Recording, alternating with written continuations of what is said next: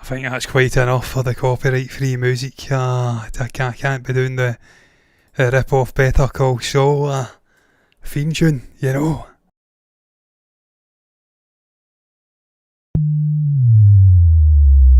I need to watch this intro as well. This is a shorter intro. I just can't figure out this one. You know what I mean? Well, hello everybody and welcome into another tier list video. Look at this mic. Wow, it's like the Leaning Tower of Pisa. Another tier list video where we tend to just pick something that piques our interest. Music, entertainment, movies. Something that's got multiple things going on within it. Within a greater umbrella franchise topic. And rank them. And tonight, I'm going to be ranking the Harry Potter and Fantastic Beasts cinematic sort of universe, the movies within. That's what I'm ranking tonight, and that is probably the one thing that I can do solo and not make a complete arse of it. We usually do this, me and Stephen together. It's usually a joint thing, but I'm going to try it. I'm going to go back and just make sure that intro's not working, and it's not. I'm going to get right into it, man. It's I think it's chronological order anyway, so it's pretty self-explanatory. I'm not going to overdo it, I'm not going to rip the entrails out of it, but I'm going to give my brief little thoughts on each individual movie and then rank it. As you can see, outstanding, excellent, good, average, poor. And what I'm going to do before I do any of that is I'm going to pop these headphones on and listen to the audio and make sure that with me touching the microphones, temperamental little bastards that they are, that there is no break-up in the audio. It sounds alright to me. So we'll crack on with it. As you can see here, Harry Potter and the Philosopher's Stone is in at number 1. It's not the Sorcerer's Stone, that's what they call it over in the United States. That's a nonsense. It's Harry Potter and the Philosopher's Stone. Nicholas Flamel, I believe, was the man who possessed the Sorcerer's Stone, a good friend of Albus Dumbledore, a man with youth eternal. Well, he wasn't youth eternal, but it gave him everlasting life. He was a very old, decrepit looking motherfucker, I think. By the end, that may have been because he gave up the Philosopher's Stone, in all fairness. I think he appeared in the Deathly Hallows, maybe part 1 or 2. I always get those two movies mixed up. That's going to be an issue when I get to the end, or near the end. It should have been the end of this Harry Potter tier list. Tier maker is the proper word, I'm calling it tier list. As you can see here, Philosopher's Stone, Harry Potter and the Philosopher's Stone. I'm going to get right into it, I'm putting it in at good. This is where it all started. This is where the whole sort of 8-movie franchise begun. The young actors, just for context, Daniel was the same age as me. I think he's about to turn 34. I've just turned 34. Turnt isn't a word. Neither is isn't. But what is it, Scots? Turnt isn't a word. It means turned. It's Scots. I've just turned 34, so I'm roughly about the same age as Daniel Radcliffe. I'm roughly a little bit younger than Rupert Grint, quite a bit older than Emma Watson, I think a couple of years. I'm in the key demographics that this movie was dedicated, aimed at, back in 1999, 2001, sorry, I'm thinking of Star Wars, The Phantom Menace. And yeah, this is where it all begun. This is where we get the who's who of British actors, theatre-trained classy actors, the likes of Maggie Smith, Alan Rickman, Richard Harris, who else was there? Not off the top of my head, I'm not thinking of, I think Emma Thompson plays the astronomy teacher, I always forget her name. But the who's who of sort of British talent in the older veteran cast, and this upcoming new sort of group of actors, very much cutting their teeth and learning the trade on the set day by day during the making of this movie. For me, it's still got all the magic and the wonder that it possessed 22 years ago. It's a truly magical movie, and for anyone grown up at the time who'd read the books, a really faithful and brilliant adaptation to the silver screen. It's roughly about, I'm going to bring up the details now of the movie, 2.5 hours long, which is quite long for a kids movie, but really, really magical experience. The first time I watched this, I was utterly obsessed with Harry Potter. At that point, 22 years ago, I'd have been 11, 12 years of age, and really still possesses that magic. What lets it down for me 22 years later, in hindsight, 23 years later, no, 22 years later, I'm not losing my mind yet. I was right. Always trust yourself. What lets it down now, maybe with 2020 hindsight, looking back as a 34-year-old man now, not an 11-year-old kid, is the younger cast. Their acting isn't quite in point. It's quite cringe at times. Like you have Daniel, clearly not an actor, very much a kid actor, a child star, and putting all of the sort of weight of a massive franchise like this, it's impossible not to do it, because it's about Harry Potter, an 11, 12-year-old boy going to school. It's about young kids experiencing this world for the first time, and we join them throughout their journey. Completely impossible not to put the weight of the movie on the likes of Daniel Radcliffe, but doing it when they're not that formidable of an acting sort of, I don't even know what you'd call it, there's a word, virtuoso. At that point, it lets the movie down for me, sadly, because they're just not accomplished as actors at that point. Where it succeeds for me is I did see all the magic, the visuals. Hogwarts has always been a character in Harry Potter for me, and it's such a welcoming, lovely, warm character in this movie. The blues, the palettes are very rich, very saturated blue and gold, and it draws you in like a nice sort of comfort blanket. It draws you into this world. The late great Robbie Coltrane playing Hagrid, Rubius Hagrid, you're a wizard, Harry. So many standout moments in here.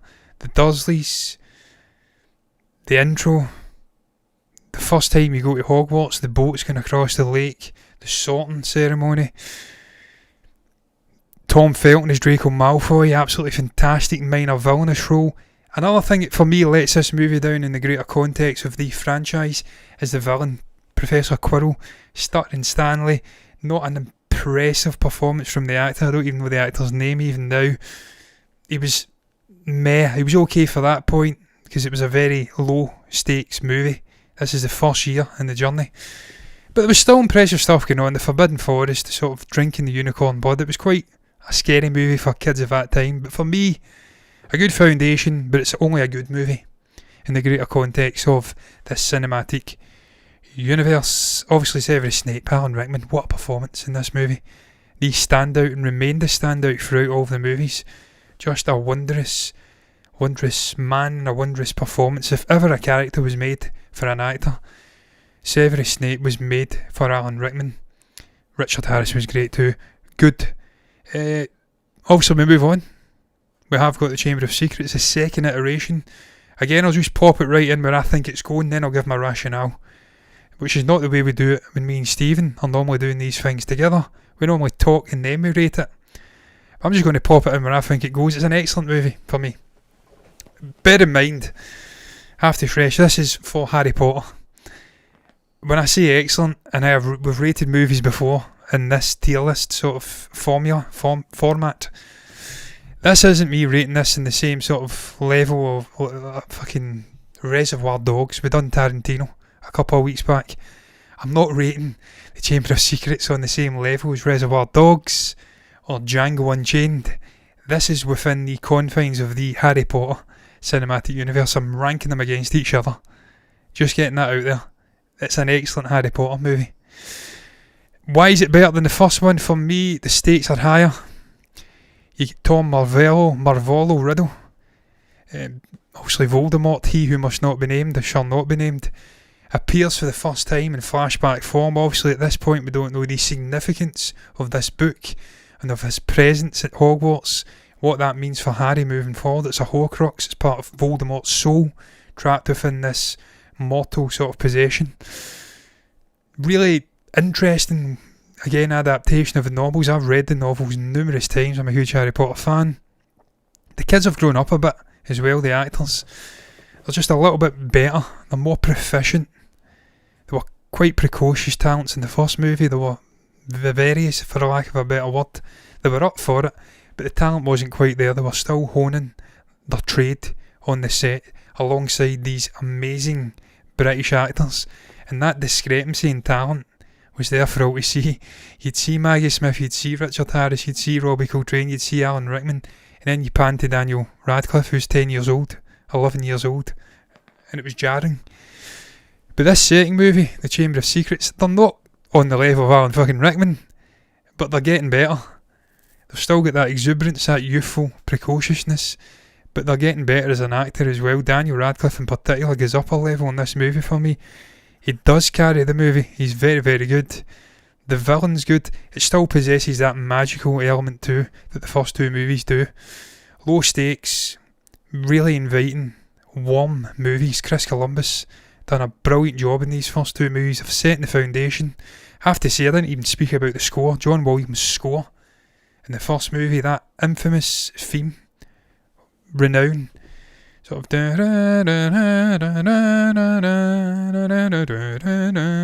he strikes again.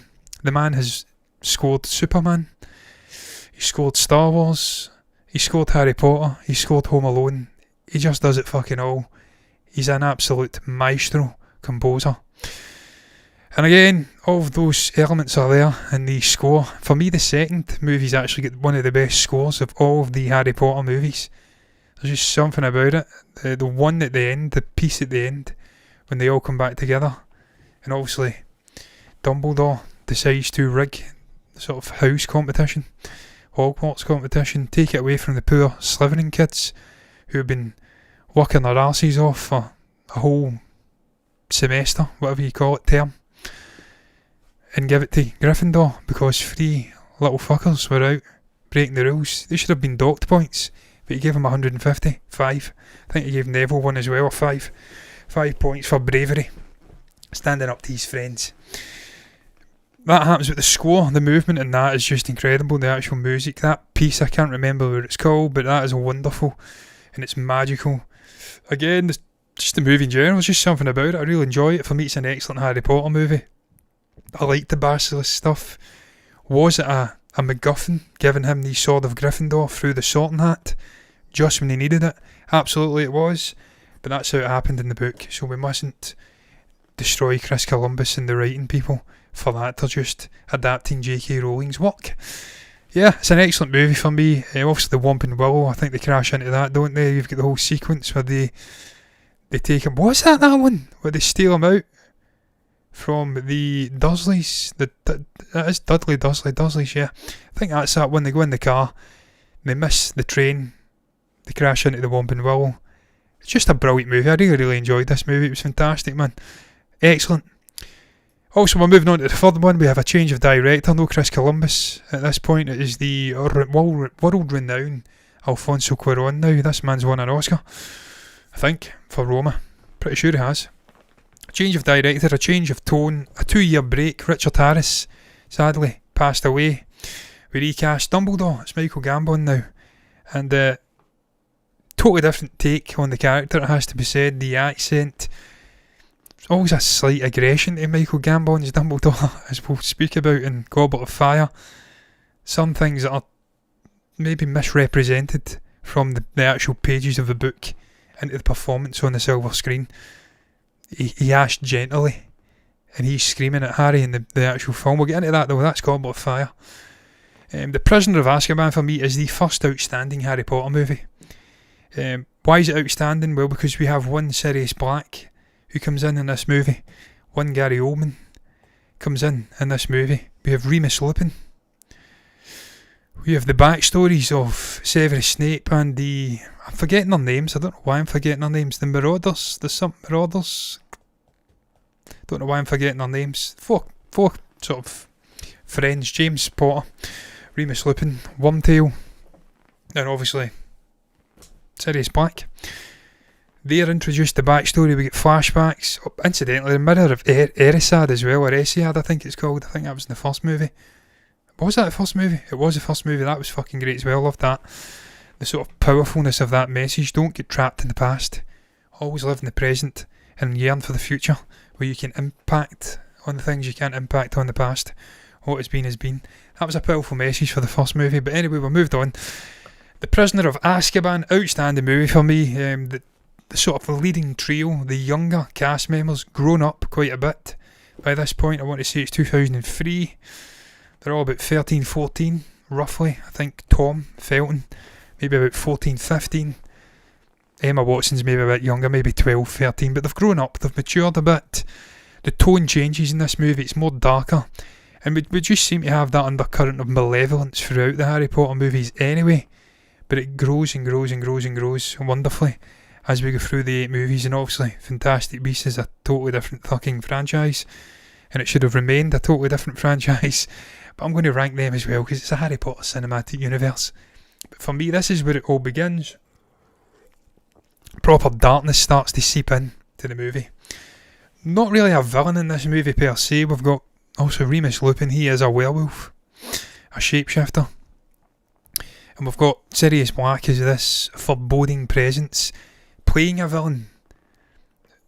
From the sort of perspective of Harry, we don't want to reveal at this point that he is the sort of long lost uncle. He was, I think, accused of murdering or being involved in the murder of the Potters. He had tipped off Voldemort, wrongly imprisoned in Azkaban. I think he escapes.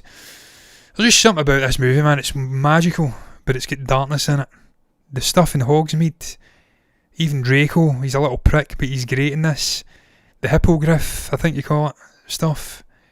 Hagrid is fucking teaching magic to the kids in this movie, which is great.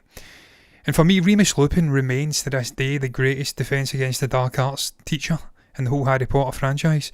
I know we get Severus Snape, I think in Half-Blood Prince, but Remus is the best teacher, the Defence Against the Dark Arts teacher. His relationship with Harry is great, and obviously what that builds to with Sirius Black, the Whomping Willow at the end, the sort of secret stuff, getting into the Shrieking Shack, revelations. Just a brilliant, brilliant cast. An outstanding movie for me. Probably my most watched Harry Potter movie. Maybe outside of Half-Blood Prince. For me, it's outstanding. That is the outstanding Harry Potter movie. Well, there's a couple. We'll get into it, but to me, that is the outstanding Harry Potter movie, just because of the tone change. Everything about it, I just love it. We've got the Goblet of Fire. Again, I'm just going to pop it right in. It is better than the Chamber of... No, is it better than the Chamber of Secrets, but an excellent movie. It's not outstanding.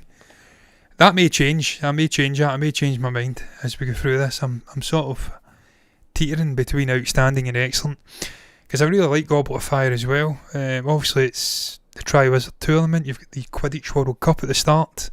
Cedric Diggory comes in. Robert Pattinson, very baby-faced Robert Pattinson in there. They've grown up again, the younger cast. Harry, Daniel Radcliffe's got the long hair. Ron, Rupert Grint, long hair. A lot of funny moments in here. A lot of sort of boding moments in terms of the romantic relationship between Hermione and obviously Ron in here. Inklings of him being jealous, her going with Victor Crumb to the ball, his god-awful house sort of dance stuff, get up. So many funny moments in here. The Triwizard Tournament's fucking epic. Just the trials. Sirius, I think, is talking to Harry through fucking fires and stuff like that, trying to get round his inability to get into this school. He's still outcasted at this point, still feared as a killer, wrongly accused. Just a brilliant movie. Also, it culminates at the end with the return of Voldemort. Wormtongue slips off. I think that's what you call him. Wormtail. Is it Wormtail? I'm starting to doubt myself now. Timothy Spall, fucking amazing actor.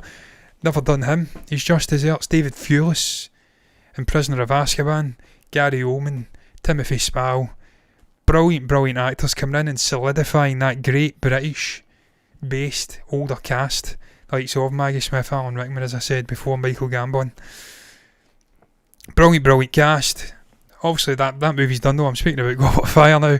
The return of Voldemort, an incredible moment in the graveyard. Cedric Diggory gets Avada Kedavra.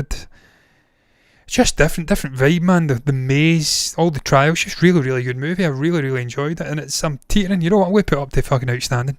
It's not as good as Prisoner of Azkaban for me, but it is an outstanding Harry Potter movie.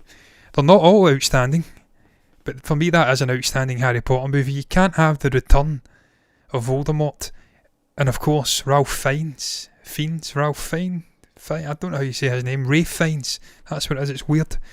He pronounces the Ralph Fiennes. Another one comes in. Another brilliant actor replaces David Thewlis, who obviously disappears off into the sunset. You can't have him becoming fully fledged humanoid, and just the moment we meet again and the fucking stuff he's doing in that graveyard with Harry. Just wondrous. Brilliant movie. Outstanding for me. Order of the Phoenix, I should say. I don't know why I'm blanking on the name of the organisation that fought against Voldemort in the original Wizard War, the second Wizarding War. The one with the likes of James Potter, Sirius Black, Nymphadora Tonks, people like that, the Weasleys.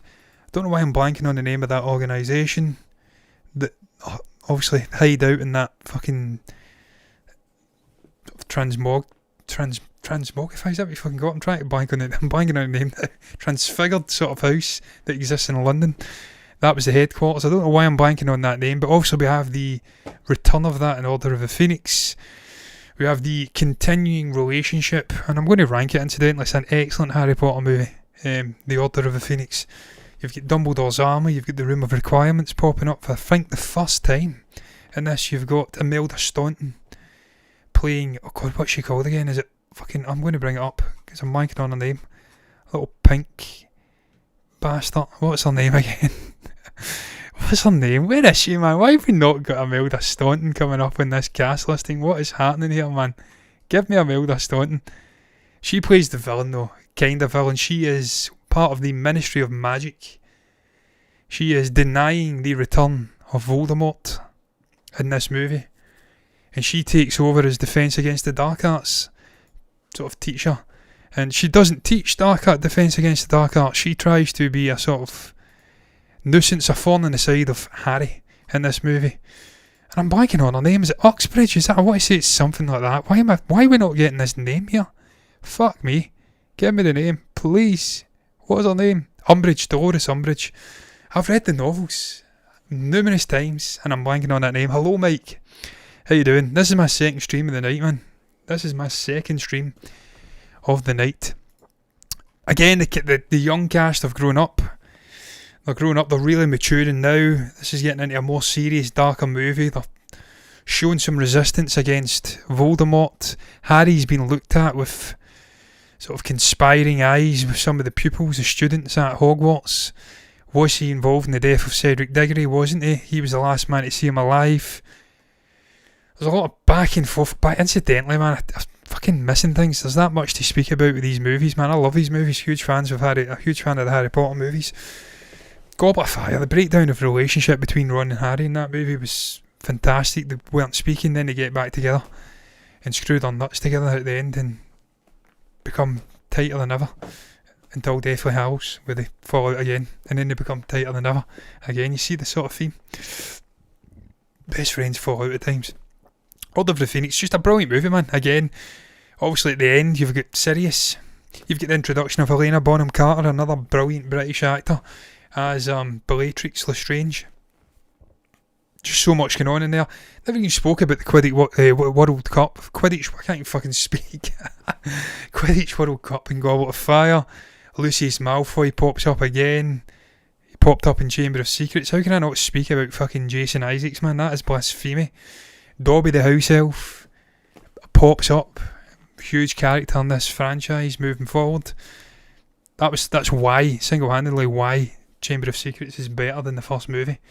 Streaming marathoner, man, I'm telling you, I'm about a fucking hour and a half deep here. These chairs are comfortable, but man, I feel like I've got ADHD. I'm moving about the place. But yeah, man, Order of the Phoenix for me is an excellent Harry Potter movie. Obviously the epic stuff at the end, I believe it may be the Ministry of Magic that takes place, the big fight, the epic fight between Dumbledore and obviously Voldemort, all of the sort of Aurors and the Dumbledore's army fighting the Death Eaters. Bellatrix Lestrange kills Sirius Black, one of the most powerful moments for me in the whole Harry Potter franchise. The death of Sirius deeply affects Harry, it deeply affects me. When I was a kid watching this, I was fucking haunted by it. I love Gary Oldman, I've always enjoyed him. Playing this sort of villainous turn in the first movie that he pops up in, Sirius Black, becomes the sort of surrogate father, uncle figure. And for Harry to lose that, when he's starting to really bond with him and plotting out a life outside of the Dursleys' household and amongst the sort of magical world, and then that's ripped from him by Bellatrix, it's a fucking terrifying, horrible moment for Harry in this movie. But a powerful and well acted moment, has to be said. I mourned the loss of that striped suit. Maybe even more than I mourned the loss of the amazing curly hair.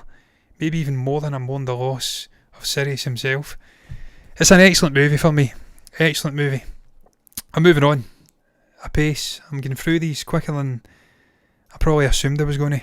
I thought I had more to say, but I'm really am going off a fucking cliff here. I am set my second stream in the same night, so yeah, moving on. My probably second favourite Harry Potter movie out of every one that's been released, The Half-Blood Prince. I'm going to put it in at number 2, because these are ranked, incidentally. That's 1, 2, 3, 4, 5, 6 so far. Half-Blood Prince, there's just something about The Half-Blood Prince, man. There's something about the visuals, the palettes. I spoke about the palette utilised in the first 2 Harry Potter movies. It's magical. It's inviting. It's saturated. You've got blues, you've got golds. It's very rich. Just feels like you have been enveloped in this warm, inviting world. That starts to dilute in The Prisoner of Azkaban. The tone dilutes, it becomes more darker. It dilutes again in The Goblet of Fire. It's almost becoming washed out and grey. By the time we get to The Half-Blood Prince, it's borderline fucking green and dark and grey and claustrophobic and foreboding.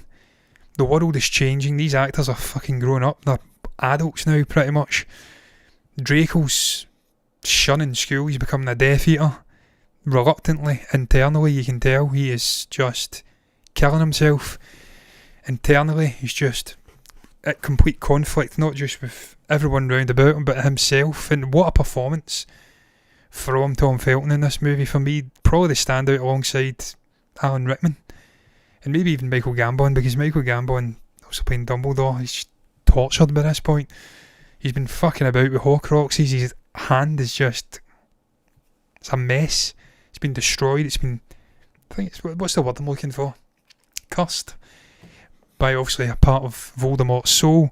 There's just something about this movie, man. It's just... I love it. I love the sort of romantic... Incidentally, there's romantic elements touched upon in the likes of The Goblet of Fire, with Harry and Ron furiously trying to find a dance partner at the ball. I haven't even spoke about the ball. There's so much I'm missing, man, in these movies. I just fucking speak for hours about this. I really could, but I'm trying to dilute it. I'm trying not to overstay my welcome. And obviously Hermione comes into her own in that movie in terms of looks. I can see that because I was about her age when it came out. It sounds weird now being a 34-year-old and saying that, but at the time she came into her own, and obviously it was the first time they'd recognised her as an actual... wow, there's an actual girl. She's not just a sort of ugly, curly-haired bookworm friend who tags along with us, brilliant and bails us out of shite every 20 minutes. She's actually beautiful. She's an actual person we can look at and admire on a sort of beauty level. And Ron, obviously, fucking raging that whole movie because Victor has stole his whammon, if you like, to quote PewDiePie. But yeah, Half-Blood Prince, there's something about it. You've got that romantic element again. You've got the development of Hermione and Ron. Ron's getting infatuated, sort of... I'm forgetting her name just now. I think maybe it's not Lavender Brown, but it's something like that. One of those Gryffindor students, infatuated with him, thrusts herself forward. He is the Quidditch hero. Obviously, keeper. There's so much going on in there. The score, I think it's Michael Kamen. Is it Michael Kamen? I'm going to bring that up. I have got the sort of information for the movies in front of me. I do want to find out who did the score, because the score was phenomenal for Half-Blood Prince. Probably the best one outside of the work that also John Williams did in this, and obviously had the first 2 movies. I'm going to try and find out where the hell is the score, who did the composing. It was Nicholas Hooper. I'm talking absolute shite. I think Michael Kamen may have done the Deathly Hallows. Nicholas Hooper, just in a phenomenal score, man. There's so much stuff going on in there. The one where Hermione sort of fires little birds at Ron and it spires up the tower. You've got Draco standing on top of the astronomy tower, lonely on his own, feeling conflicted. The stuff at the start with the unbreakable vow with Narcissa Malfoy, Bellatrix Lestrange, obviously Severus Snape. That score that opens the actual film, the music is amazing in this. It's brilliant. Stuff that's cut out of this in terms of score is better than what makes other movies There's one with a choir and Snape's there, he's overlooking Hogwarts, knows he has to take his friend's life, and he just looks completely gone emotionally. So much happening in this movie, man. You've got Death Eaters infiltrating the Hogwarts, you've got Bellatrix Lestrange in there again,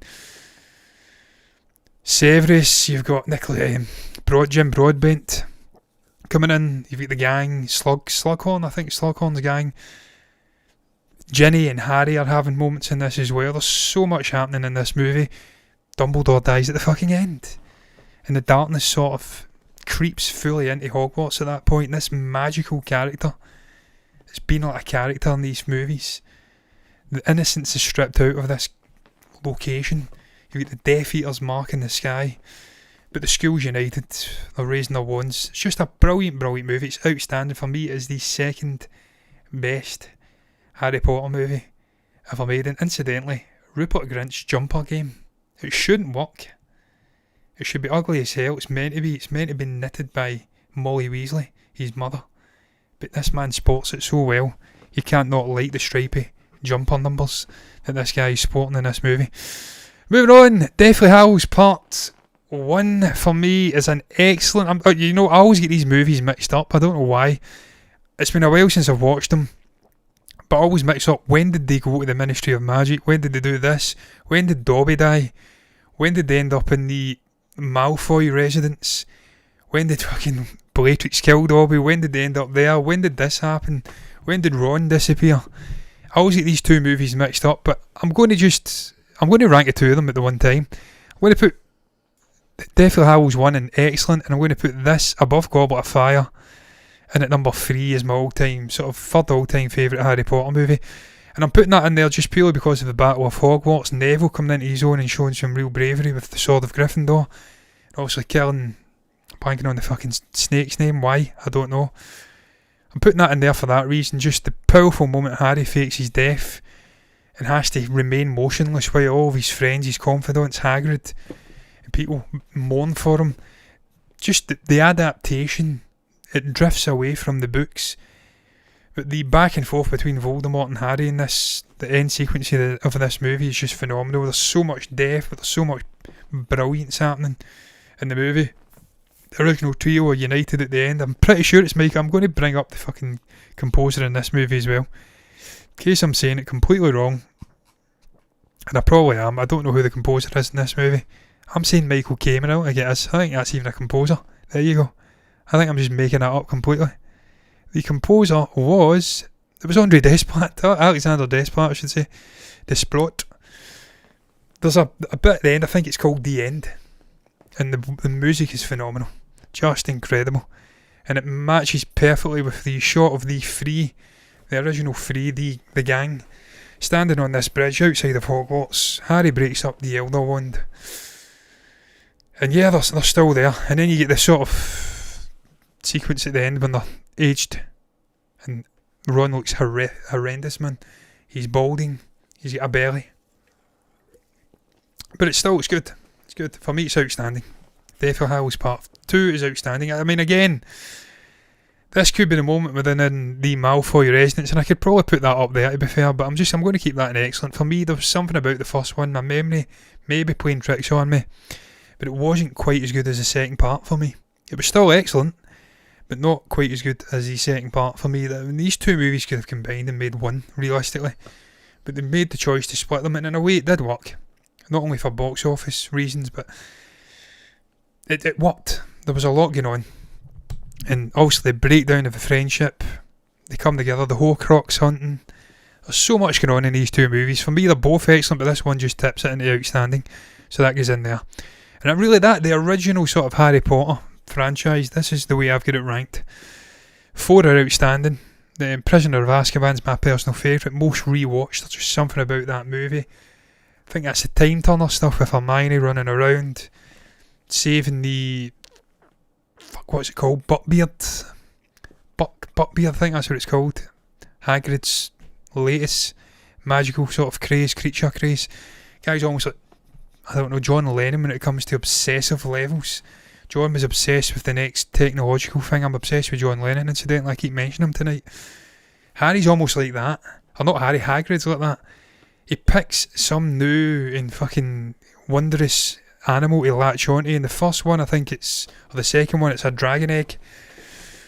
And then he's got something else. He's always picking up these weird and wondrous magical creatures and obsessing over them. And in this, I think it's Button, obviously, Prisoner of Azkaban, it's Buck, I can't fucking speak, Buckbeard. I think that's the name of the character. And they have to save that, and that sequence of them going back and seeing themselves and saving it, it's really a really good movie. For me, that is the greatest Harry Potter movie ever made. Just Alfonso Cuero worked magic on it. You've got Sirius Black. It's just the greatest Harry Potter movie for me ever made. Unbelievable rewatchability. Half-Blood Prince, just a personal one for me. I really love the vibe, I love the visuals, I love the maturity, the balancing of the sort of teenage angst with the malevolence. Tom Felton steps into his own in this movie. He's just absolutely outstanding. For me, Draco's a brilliant character throughout. He's a character you love to hate, and he's a little bastard. But I feel like if things had just changed a little differently, he could have almost been like the Slytherin version of Ron to Harry. If he'd picked Slytherin, I think Harry's just innate goodness could have rubbed off in Draco and could have changed that character completely. Maybe not, maybe he was just a little dick, but he did evolve, and Tom was just outstanding throughout. He's the unsung hero of the Harry Potter movies for me. There's just something about him. His get-up in the Half-Blood Prince as well is phenomenal. The black suit, the cane, the pure white hair.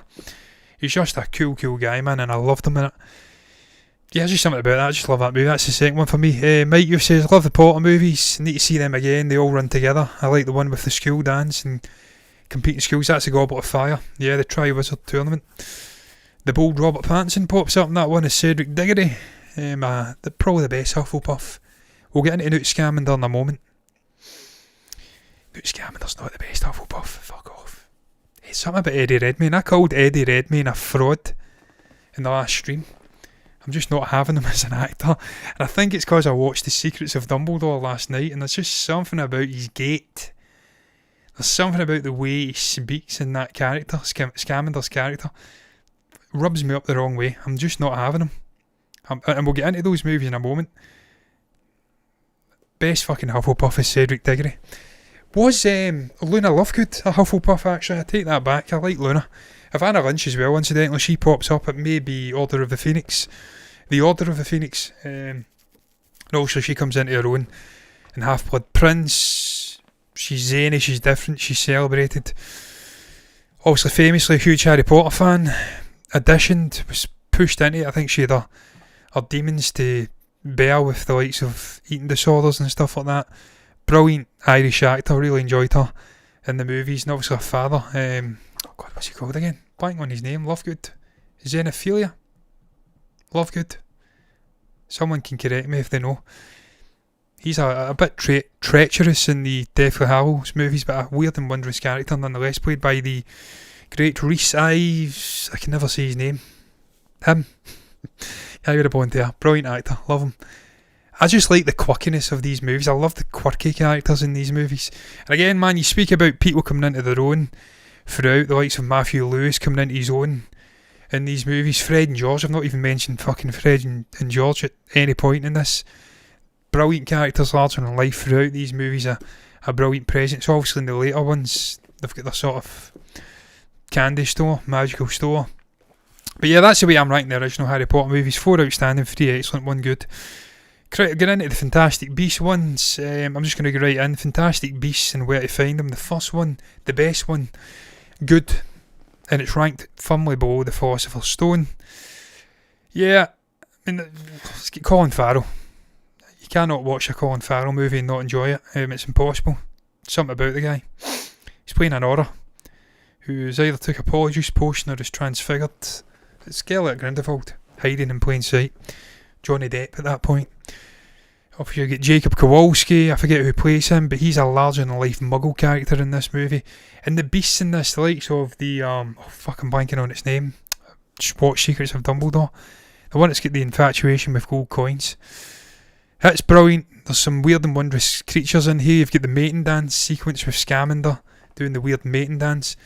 This is where Newt is at his absolute best. When he's front and centre, it's a kind of low-stakes movie. He's kind of being chased, I believe, by this Auror who mistrusts him, who's got an ulterior motive.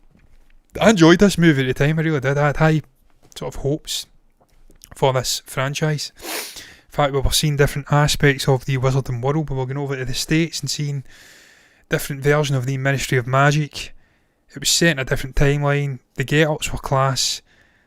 I really enjoyed it. I enjoyed this movie. It was a good movie for me.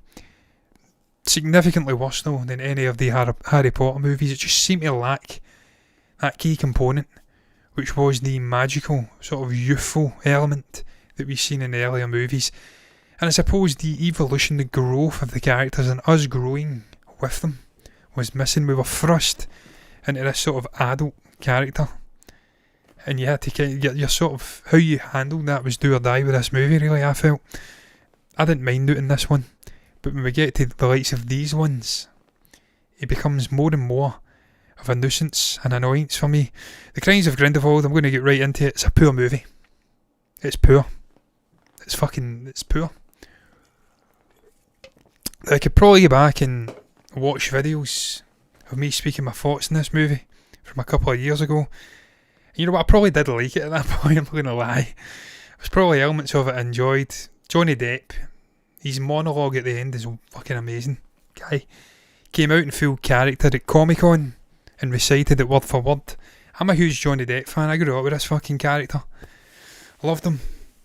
As a kid, Edward Scissorhands, just all the movies he was in. I grew up with this guy as a kid, man. The Pirates movies, I was a young teenager. So I'm a huge Johnny Depp fan. And I liked his take on Gellert Grindelwald. I did. I enjoyed it. I enjoyed the haircut. I enjoyed the eyes. But for me, he's neutered than this. It's called The Crimes of Grindelwald. And as we get into the secrets of Dumbledore, I suppose I'll expand on it more. But for me, they never really commits any crimes. The character doesn't do anything in these movies. He's arrested in the last 20 seconds of the first Fantastic Beasts movie. We get a mere glimpse of him in that subway tunnel, I think it is. The Crimes of Grindelwald, I mean, at best it's a connective tissue movie. At worst, it's bloated and completely lacking content. We've got Jude Law as Dumbledore. He pops up for the first time looking dapper as hell. Jude Law always looks dapper. This man's a previous male model. And he's a brilliant... I do enjoy Jude Law as an actor. I know Stephen's not having him, but I actually do quite enjoy Jude Law as an actor. And I think he's a brilliant Dumbledore. And we'll get into that in Secrets of Dumbledore, which I just watched last night. But for me, this movie's just lacking The Crimes of Grindelwald. I don't know what it is. It's too packed. There's too much going on. There's too many characters. They're not popping. The story is next to nowhere. And it just seems, yes, it's building to something that never comes. And we'll get into that right now. Now, I should say. Now is a Scottish word. Right now. Average, The Secrets of Dumbledore, it's a poor movie. In the context of Harry Potter movies, it's a poor movie. It's poorer than the likes of The Philosopher's Stone. It's significantly worse than the Fantastic Beasts and Where to Find Them movie. But it is better than Crimes of Grindelwald, which I've ranked as really piss poor. It's a piss poor movie. Now you go into IMDb, which I have got up here, and they're ranking this higher. The Crimes of Grindelwald, that is. They're ranking that higher, 6.5 out of 10, than The Secrets of Dumbledore, which gets a 6.2. And I fundamentally disagree with that. That movie, for all, it's pretty poor. And again, it suffers from the same issues as The Crimes of Grindelwald. It's bloated. The characters don't really do anything. They do a lot of running around, but nothing really happens. Gellert Grindelwald's supposed to be perhaps the greatest, most evil, most malevolent wizard in the history of the wizarding world. This side, or that side I should say, of Tom Marvell Riddle. And I don't know, man, he just doesn't do enough in this movie for me. He slits this pure magical beast's throat. One that gets to decide, perhaps the leader of the wizarding world. That's the only real thing that he does in this movie that's evil. For me, that's really monstrous. This guy's a fucking evil wizard. Wants to wipe out the muggle world. He gets into power and then he immediately gets castrated and told, nope, bitch, you ain't taking power. And it's like, what? We have a brief insight into what could have been with Dumbledore and Gellert when they fight, sort of accidentally almost. And for me, that's the biggest crime. The crimes of Grindelwald is non-existent, but the biggest crime across those two movies is the complete lack of utilisation of Dumbledore and Gellert Grindelwald. These two characters had this romantic relationship. They loved each other. They sort of had this unbreakable vow. They shared each other's blood. He had it in that little pendant. They refused to fight each other. And they just completely dropped the ball with those two characters. There's just no real meaningful anything done with them in these two movies. They don't explore it enough. That should be front and centre. Instead, they want to continue to push Newt Scamander front and centre of these movies, and I think that is the biggest mistake they made throughout this new sort of franchise, and it's why it's dead in the water now, and there's not going to be any more movies. Making it Fantastic Beasts front and centre, making Newt Scamander the main sort of protagonist, pushing Dumbledore to the side and pushing Newt Scamander into the lead. Eddie Redmayne, I am not having Eddie Redmayne as an actor. I am just not having the guy. I don't know what it is. I know he's an Oscar winner, but he just lacks something for me. He doesn't have the presence, not even of fucking an Alan Rickman as Severus Snape, not as a Michael Gambon as a sort of Dumbledore from the original Harry Potter movies. He doesn't have their presence. He doesn't even have the presence of Daniel Radcliffe as a 12-year-old kid. He just seems to lack something for me, the character, and he is the leading protagonist. He is the guy who's front and centre, who's preparing this story. I'm not having it, and this is where the franchise has died for me. It's just, he's just not a compelling character. He's the second best Hufflepuff, third best Hufflepuff put to cinema, Cedric Diggory, and then I'm having Luna Lovegood, and then it's this character. I'm just not having him. Jacob Kowalski is the unsung hero of this trilogy. He really is, and I think it's going to end a trilogy. Not utilising Jude Law enough is the biggest crime for me. He's a great Dumbledore, and you see it in Secrets of Dumbledore, which I watched last night. He was brilliant. The sort of mimicking of Michael Gambon's accent, trying to bridge the characters, the timelines. He should have had so much more to do in these movies. Real ball dropped, and for me the franchise is dead in the water now. Nowhere near the Harry Potter movies, incidentally. It's average. So ultimately, this is where I'm ranking the movies. Crimes of Grindelwald, poor. Secrets of Dumbledore, average. Fantastic Beasts and Where to Find Them, and the Philosopher's Stone, good. I mean, I could bump the Philosopher's Stone up to excellent, really, because I don't think there is a bad or even below excellent Harry Potter movie, but I'm going to put it down there just because of the kids acting in that first movie. It grates on me now that I go back and watch it.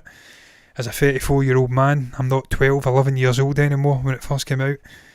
I go back and watch it now, and there's something about the acting in that first movie from the younger cast. It grates on me. So it's good. I've relegated it to good.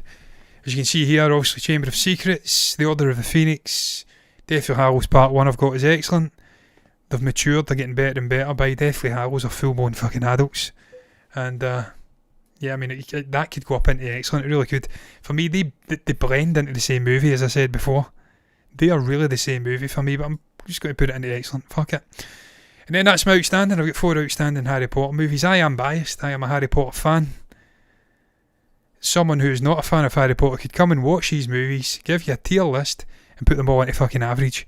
But for me, Prisoner of Azkaban's the greatest ever made, Half-Blood Prince is second, Deathly Hallows Part 2 third, and The Goblet of Fire number 4. That's how I have ranked it. I am not going to fucking change them. That is my interpretation of the Harry Potter movies. I'm going to end it. I'm coming to the end of the stream. Voice is dying. This is my second stream. It's 51 minutes long. I've just come off the back of a 56-minute long stream. This is my second stream of the night. My voice is going, man. I am 2 hours deep. How do the likes of John compare?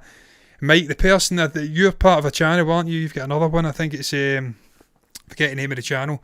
I watch the guy from time to time. The sort of main guy in that channel. He is fucking brilliant, charismatic geezer. He can talk and talk and talk and talk and talk, man. I don't know how they do it. My voice goes. Clearly, I'm getting old. I don't know, man. As you can see, I'm wearing my sort of granny glasses. my Jeffrey Dahmer glasses. The eyes are going, the voice is going, the brain will be going shortly.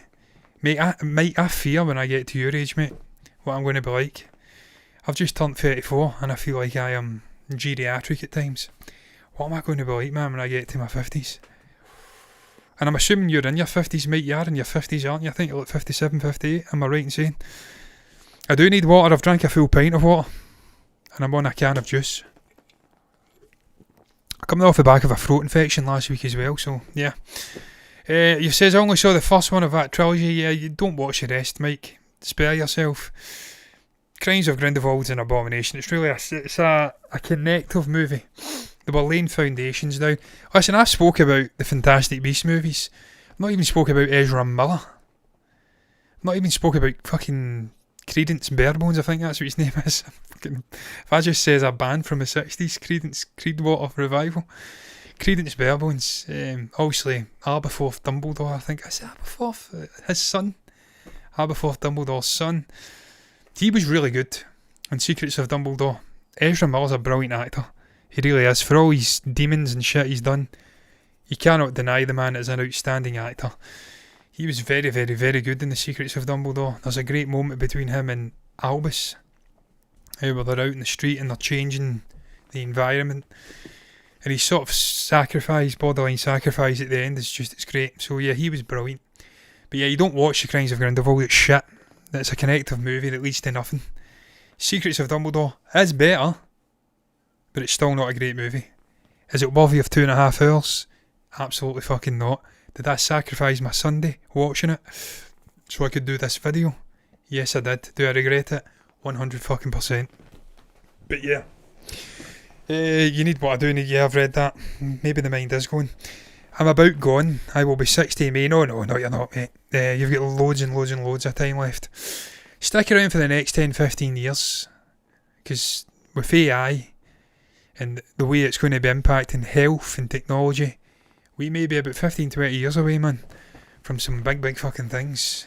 You may be youth eternal, Mike, if you've got a lot of money. I don't know your financial situation, but if you can stick around, stay here till maybe like mid-70s. I don't know if you want to be mid-70s when they find youth eternal. And maybe they'll find de-aging and we'll all live to fucking like 1,000. Things are changing, they're changing quick. That's what I'm saying to my parents. Stick around. Stay here for the next 10-15 years. That's all you need to last. And you may be in for a surprise. So you're not old. You're not fucking old, mate. You're not at all. 63, that's a good year. The Beatles came out in 63. That was you probably missed the Beatles then, mate. You were a little bit too old, or too young I should say, for the Beatles. 63. Good year though. A vintage year for music. That's when we get Please Please Me, I think. And that's when the Beatlemania started in earnest. So, yeah. Good fucking year. But look, man, I'm going to round it up. What is your thoughts on Harry Potter as a franchise, a cinematic universe? Where would you rank your movies, I should say, if I can speak the Queen's English?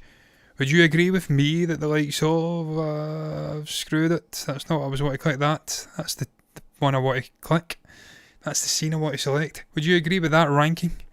Or would you disagree? You can share your thoughts down below about that. Down below in the comments section. That's the place to share all your thoughts on anything you feel compelled to stick in there.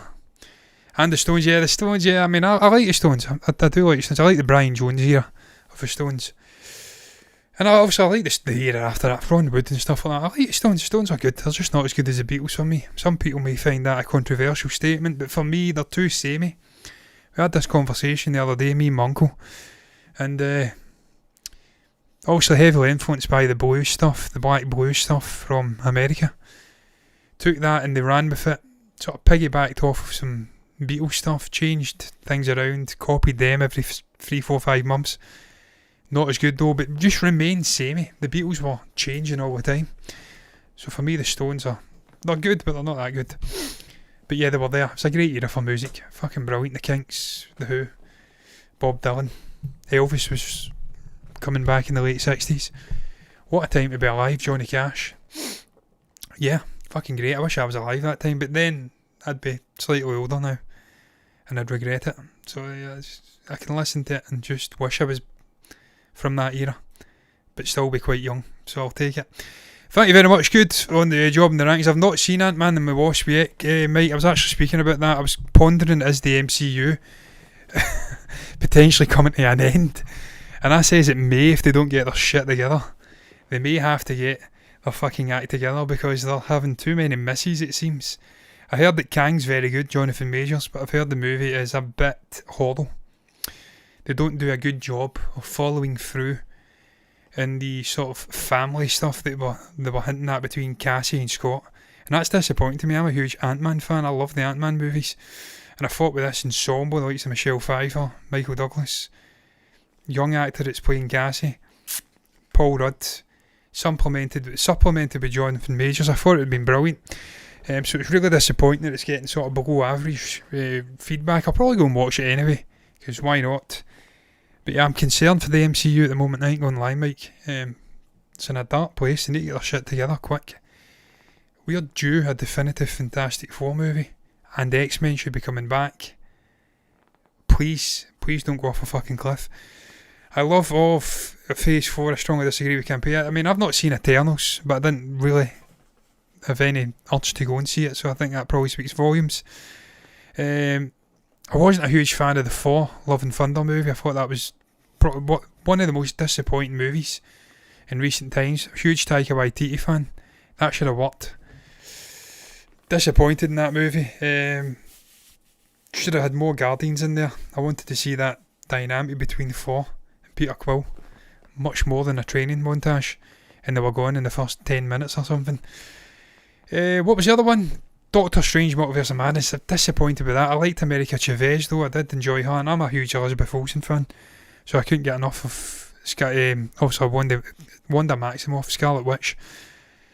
But it was just disappointing. There wasn't enough Doctor Strange in a Doctor Strange movie for me. So for me it was just ultimately disappointing. But I still enjoyed Shang-Chi. Really enjoyed Black Panther Wakanda Forever. We done a watch along to that, and it just can't get past blocking. It keeps getting blocked, so I can't get that out for whatever reason. But really enjoyed Wakanda Forever. Loved Spider-Man No Way Home. So there is movies within there I've really enjoyed. I really liked Loki, WandaVision, enjoyed Captain Falcon and the Winter Soldier. So there is things I enjoy in Phase 4. But for me it just seems to have dropped down a level since Endgame. And I think it's just the presence of Tony Stark and Steve Rogers. We're missing them badly. And I don't know how we get around that. But to be fair, Ironheart, I like that character, so she may fill the gap. Who knows? Time will tell. I do agree, it still rules, Mike. I just want it to get better and better and better. I want it to succeed. But I've ultimately got faith in Feige that he knows what he's fucking doing and he will bring it all together. So, time will tell. But yeah, man, I'm going to round it up. What is your thoughts on Harry Potter? Rank them. If you've got your thoughts, share your... where you would put the movies: outstanding, excellent, good, poor, whatever else I ranked. I don't know. I'm going to round it up. My voice is going. I'm an hour deep. Fucking how did this last an hour? How? Share your thoughts down below about that. Like the video if you've enjoyed it. Subscribe to the channel and hit the bell icon to get notifications straight to your eyeballs. Do the same thing over on Twitch. Follow button, notifications button over there to see who's doing my thing over there. All that's left to be said is thank you very much for watching me gibber on incessantly. Thank you very much to Mike for coming in and commenting. And until the next time, I am done. Bye bye. I would suggest that it's very unlikely I'll be streaming tomorrow.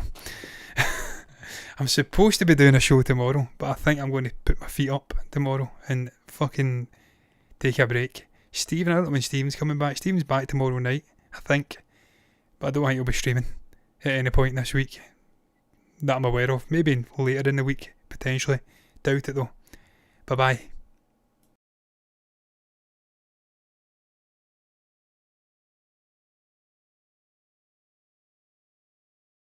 Mike, I don't know if you've ever watched Alan Partridge, but there's a particular episode of Alan Partridge where he gets put in a chokehold by a fanatical fan. And he says, Chester. That's the way I sound just now. My voice is fucking rattled. Bye bye.